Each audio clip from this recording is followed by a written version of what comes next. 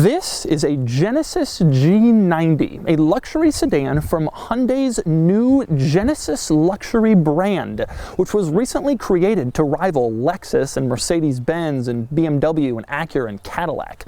The Genesis G90 is the flagship model of the brand. This one has a sticker price of over $71,000, and some of these can get as high as $75,000. Yeah, that's right. This is a $75,000 Hyundai. If you haven't heard of the Genesis brand, you aren't alone. Hyundai has screwed up the launch of this brand to an absurd degree. First, they asked the dealers to build expensive new showrooms, promising excellent, popular products. Then, in a market that demands SUVs and crossovers, in a market where SUVs and crossovers are flying off the shelves, Hyundai launched the Genesis brand with 3 luxury sedans that look far too similar. There's the G70 and the G80, and then there's the G90. Apparently, this was some attempt to copy what Lexus did when it launched in the early 1990s, and Hyundai didn't realize that maybe the market has changed a little bit in the last 30 years. Also not helping things is the fact that the Hyundai Genesis used to be a model, and now Genesis is a separate brand, which has only created confusion. So far, the launch of the Genesis brand has been a dud. But that doesn't mean the car is a dud. So today I've borrowed this G90 from a viewer near Annapolis, Maryland, and I'm going to take you on a tour of it, show you all of the interesting quirks and cool features of a $75,000 Hyundai luxury sedan. Then I'm going to get it out on the road and drive it, and then I'm going to give it a DougScore. And for more of my thoughts on the G90, click the link below to visit autotrader.com/oversteer, where I've also compiled a list of used luxury cars that are currently listed for sale on AutoTrader that are cheaper than you might expect. Now I'm going to start under the hood. Now, being the flagship model, the G90 has some serious power, and there are 2 different engine options. You can get a twin-turbo V6 with 365 horsepower or a 5-liter V8 with 420 horsepower. This car has the V6. Now you can also get all or rear-wheel drive. This car has all-wheel drive, which Genesis has named H-Track. I guess Hyundai Track, I don't really know. I also don't really understand why everybody has to name their all-wheel drive systems. Quattro, X-Drive, 4MATIC. Can't we just call it all-wheel drive? One thing I really like under the hood is the little warning label reminding you not to touch hot things. It says, "Do not touch. Metal parts can be hot." And then there's a picture of someone touching a hot metal part, and it says, "hot," just to really drive the point home. Now, that warning label provides some important information, and so do the headlights, which say on them full LED. Not just LED, but full LED. So if you ever get into an argument with someone in the luxury car club about whether your Genesis has full LED headlights, you just bring them out, have them look at your headlights, and you can prove to them. And it's the same story in back. The brake lights also say full LED on them, just to drive home the point that you're not some loser with partial LED lights. And in keeping with the theme of Genesis spelling everything out for you, the mirrors are auto-dimming, just like they are in a lot of cars, but they say auto-dim on them. Again, presumably so that you can win an argument if you're ever challenged to prove that your mirrors are auto-dimming. The mirrors also do another cool thing. If you walk up to the car at night and unlock the door, the mirror projects an image of the Genesis logo onto the ground. That's a really cool touch. Believe it or not, a lot of cars are projecting images like that from their mirrors onto the ground these days, but that's always a cool little quirk when I see it. Another interesting place the Genesis logo appears is on the key. Now, having the car brand's logo on the key is not all that unusual. The unusual thing is, take a close look, and Genesis is actually printed there in the smallest font I think I've ever seen in any automotive-related thing. It's so tiny, but they got it on there, and it looks kind of nice. Also interesting on the key, take a look, there's a little label, and it says, "Please remove this label." Well, I most certainly will not. You're just a label. You can't tell me what to do. Another interesting place the Genesis logo appears is the door sills. Open up the door and you can see it says Genesis. It's just like a normal door sill, except it's in the shape of the little wing logo, and that is kind of a cool little touch, assuming that you notice it, which of course most people probably won't. Next up is starting to climb into the car. This car has normal doors. You just close them and open them just like any other car, but there is one cool feature about the doors. If you don't manage to close them all the way, they will automatically latch themselves for you. You primarily see this feature on really high-end cars, Bentleys, the most expensive Mercedes, and now here it is on Genesis. All right, now I'm inside the G90, and I'm going to start this tour by showing you some of the cool luxury features this car has that your car doesn't. And then I'll move on to some of the weirdnesses. But starting with the luxury stuff, everything in this interior is just really nice. There are no blank switches anywhere in this interior reminding you that you didn't buy an option. Everything feels nice to push. It's nice to press. Everything looks really good. Just look at this interior. It's gorgeous. I also like the fact that they thought of some really cool little details. For example, several of the buttons have little dots along the bottom so that you know which button you're pressing without having to take your eyes off the road. For example, take a look at the infotainment controls. The button for home has the little dots on it, while the buttons next to it for back and menu, they don't. That way you can just sort of feel around and feel which button you're pressing without having to actually look down at it. That's a really good idea. In fact, you look around this interior at all these nice buttons and switches, and you're struck by the fact that even the button for the hazard lights is nice. It feels nice to push. It looks good. And when it's on, it blinks like a lot of hazard light buttons do, but it just looks really nice. You don't see a lot of luxury hazard light switches. Another thing you don't see a lot of, how about the fact that even the grab handles in this car are leather wrapped and stitched. In every other car, they're just plastic. You're either just going to grab them, not notice them, or stick a coat hanger on them with some laundry. It's just really impressive. It's little things like that that distinguish cars like this from, well, lesser cars. Another one of those little details, this car has a heated steering wheel. A lot of cars have a heated steering wheel. This one has a 2-stage heated steering wheel. You want your heated steering wheel on low? That's fine. You want it on high? You can do that too. It's not just on or off like it is in, well, even a Range Rover. Another cool quirk, right above the interior rearview mirror in this car, you have some LED reading lights. And when you push the button to turn those lights on, they don't just turn on immediately and startle you. Instead, they turn on gradually, like a luxurious experience. That's pretty common in luxury cars, but check this out. The little button you push to turn on those lights has a little light inside of it to let you know that the light is on, and that light is also gradual. So the little tiny light inside the button to turn on the gradual luxurious lights is itself gradual and luxurious. That is the kind of detail you only get from an automaker who has thought of everything. And speaking of thinking of everything, we have to talk about the seat controls, which are crazy. They're on the side of the seat, and it's not just move it forward or back. You can do basically everything. You can move the seat forward, backward, you can move the backrest. You can also move the headrest up and down and forward and back, and there's a control even just to move the very top portion of the backrest. And then, of course, there's something that you can do to extend the little thigh support on the bottom of the seats. This is a luxury car seat. For more proof of just how much better this car is than yours, I turn to the power folding mirrors. A lot of cars have power folding mirrors. You press a button, they fold. You press another one, they unfold. This car has those two buttons, but it also has a third option. You can just leave it in the middle, and then it's on auto. And then the car will decide when to fold and unfold the mirrors. And auto has a little light inside of it to let you know that it's on auto, so you can rest assured that your mirrors are taken care of by Genesis. One other crazy luxury car detail in this car, there's a little graphic in the gauge cluster that lets you know if you've left your door open, any of the doors. That's pretty obvious. It also has a sensor for the trunk. Just about every car has that, but check this out.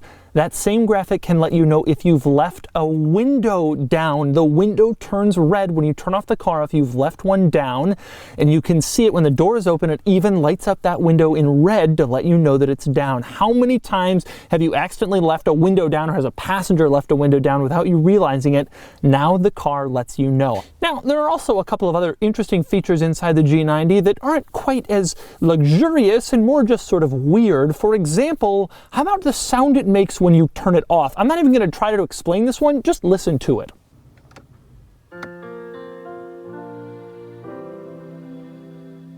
Now, you can turn that sound off, but why would you? It's so pleasant. And watch it again when the sound is just finishing, the Genesis badge is just fading away in the gauge cluster. They've timed it beautifully. And since we're talking gauge cluster graphics, I also like the startup graphic when you turn on the G90. Watch this, it sort of traces the outline of the car, and then there's a beacon in front for the headlights, and then the whole car appears. I'm not really sure what that's supposed to symbolize, but it lets me know I'm in something nice. Another interesting quirk, take a look at the window switches on the driver's side. Here I am playing with them. They're totally normal.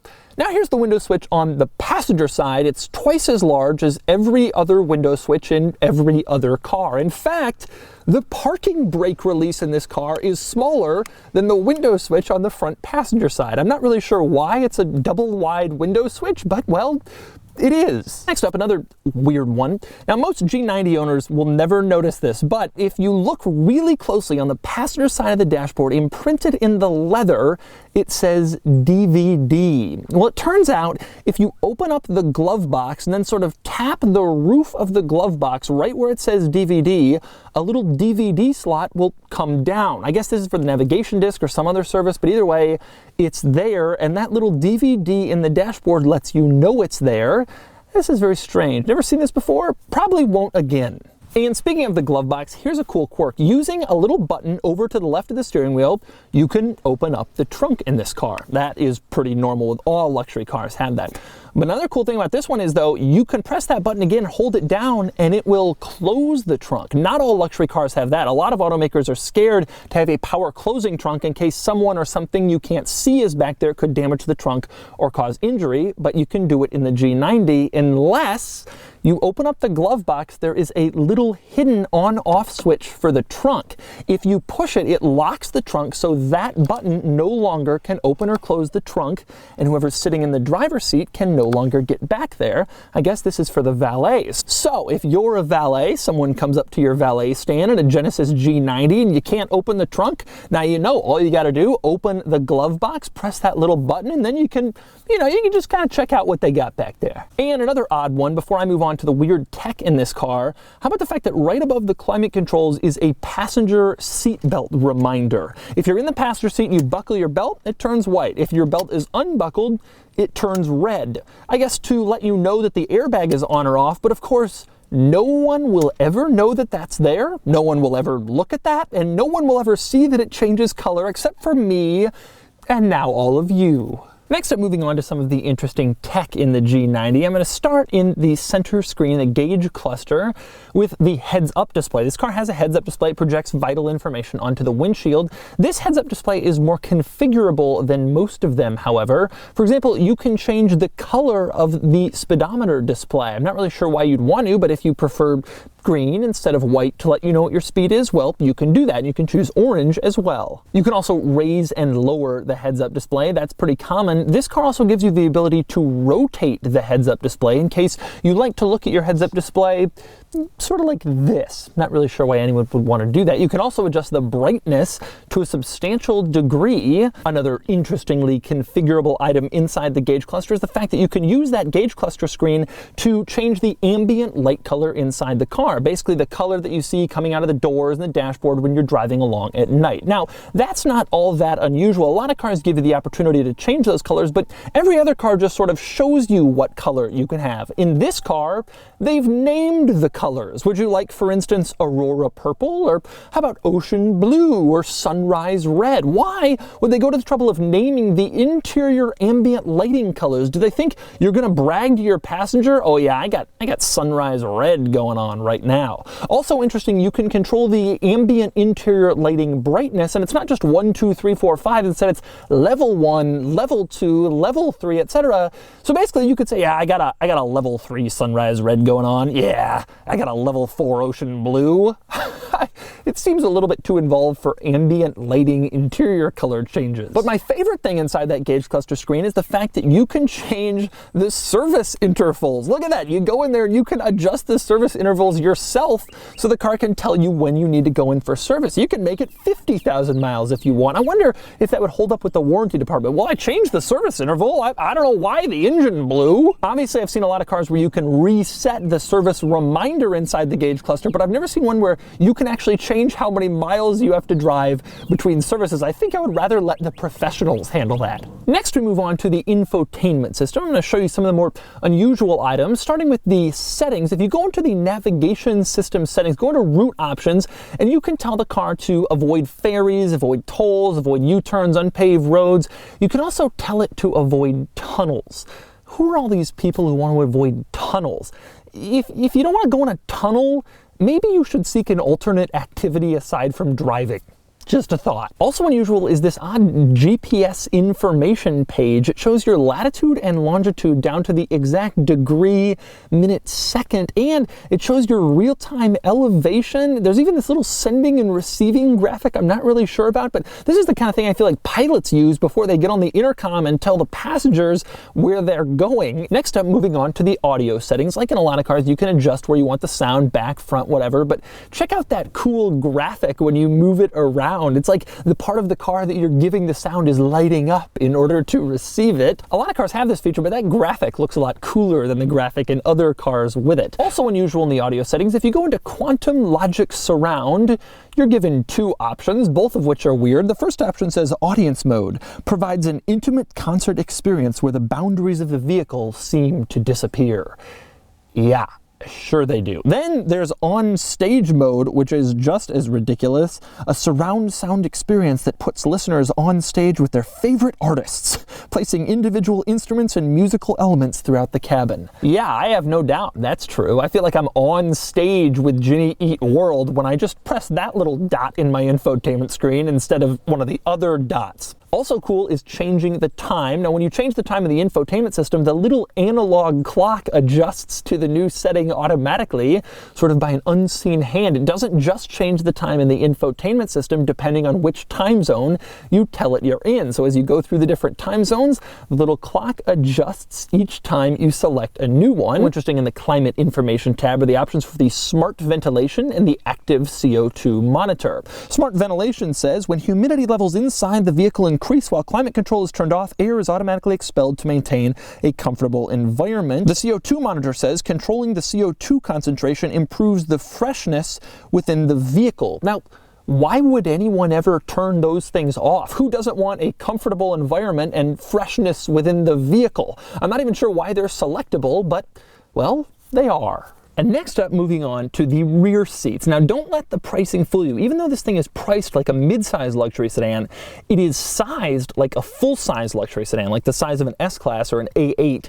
And that means the rear seat is the place you want to be. Now, it may not look like that, but drop this giant center console, and all of a sudden, you have, well, a lot of controls for a lot of different things. Now, some of it is fairly standard rear seat luxury car stuff. For instance, you got two cup holders back here. Well, of course you do. You also have heated seats back here, also pretty standard. The rear passengers also have their own zone for the climate control. So when you're sitting back here, you can turn the airflow up if you want more air. You can turn the temperature colder or warmer, depending on what would make you feel most comfortable. Of course, you also have a series of climate vents. I count 4 total, 2 for each rear passenger. There's also a rear sunshade back here. You push this little button in the middle, and then the sunshade in back just whirs up to keep the sun out and also to give you a little bit more privacy. Those features are all pretty standard in full-size luxury sedans like this car, but this car has a few things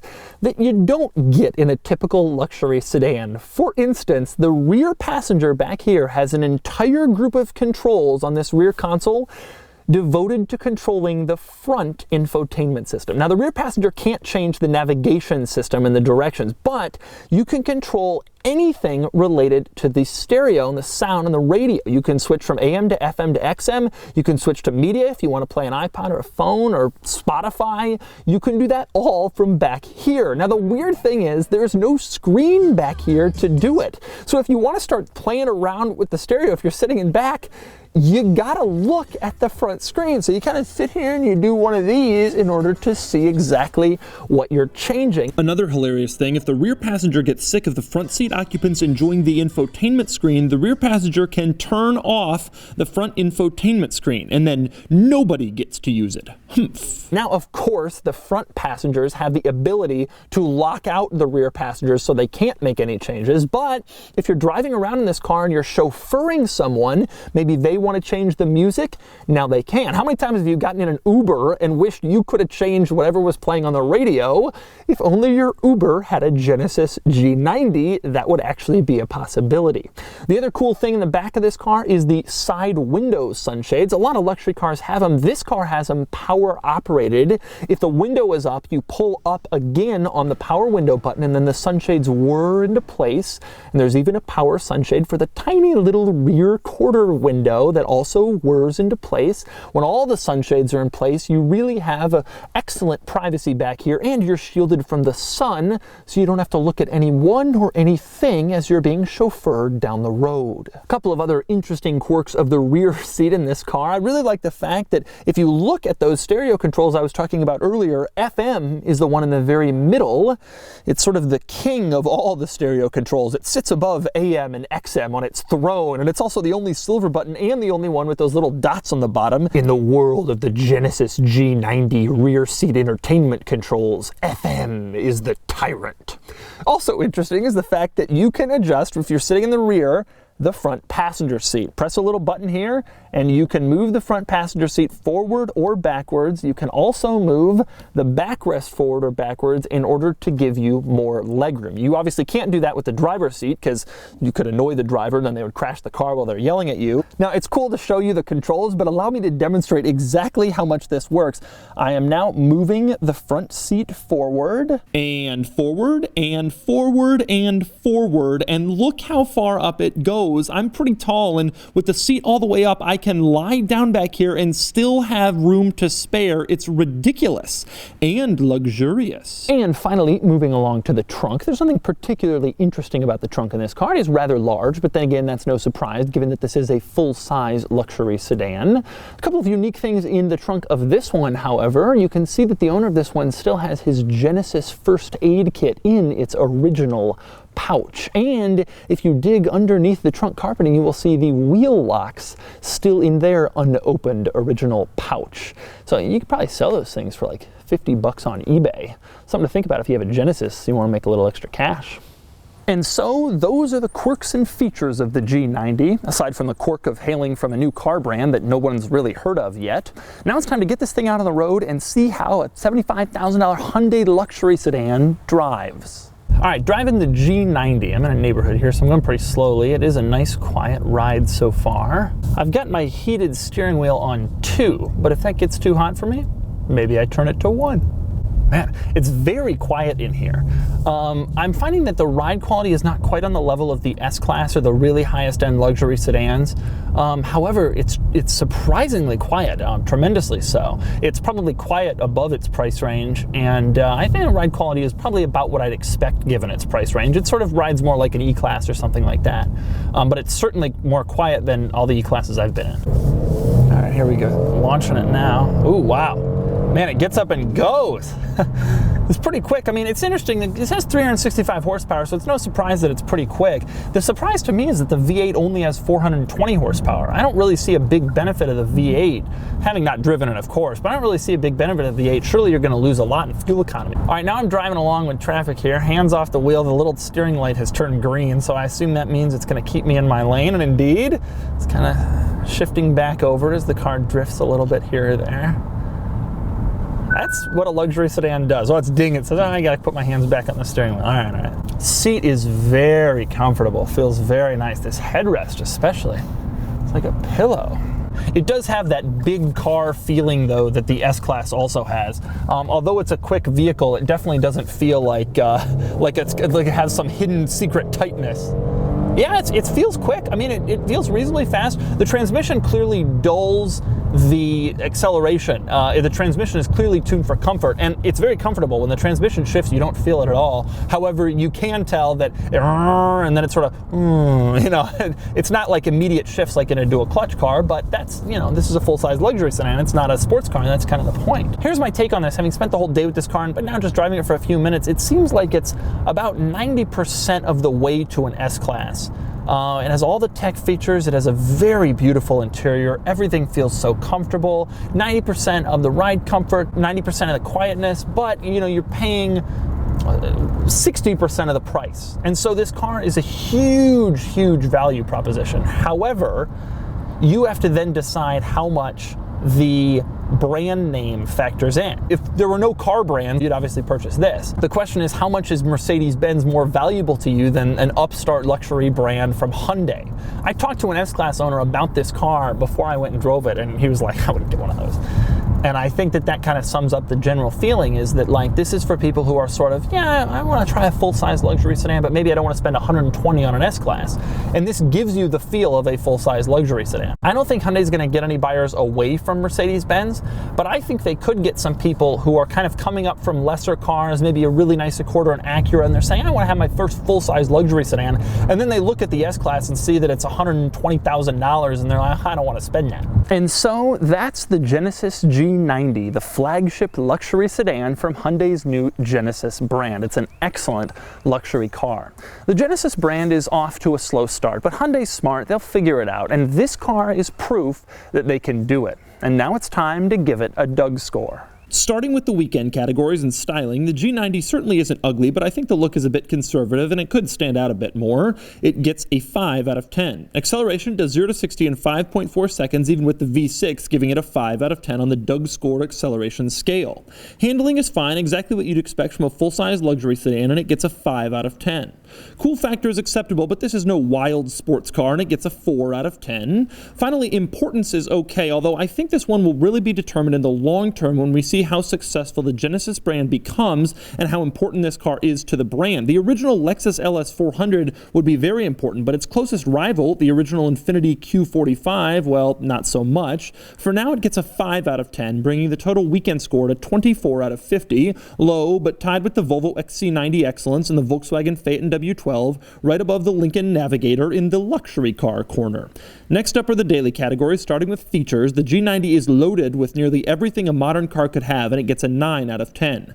Comfort is very good, though a little behind the very best luxury cars, and it gets an 8 out of 10. Quality is high, though materials aren't quite up to the very best from top rivals, and it gets an 8 out of 10. Practicality is decent. 15.7 cubic feet of cargo space should give it a 4, but a huge back seat and decent fuel economy increases that to a 5 out of 10. Finally, there's value, and this one totally depends on your brand perception. There will be people who say they'd never spend this kind of money for a Hyundai, and people who say there's no reason to ever get an S-Class again when this thing exists for so much cheaper. Personally, I'm giving it a 7 out of 10. I think the price is reasonable, and I'm impressed that a car in this class could have Hyundai's long warranty and run on regular grade fuel, two things no Mercedes will ever do. Added up, and the total daily score is 37 out of 50, which is very good. That places it near the very top. Add it all up, and the DougScore is 61 out of 100, which is good for a car like the G90. It doesn't quite reach the Porsche Panamera Turbo, which is sportier, or the Lincoln Navigator, which is more practical, but it's a great score for a luxury sedan, and I have a few more luxury sedan reviews coming, so we'll see how it stands up to some strong rivals.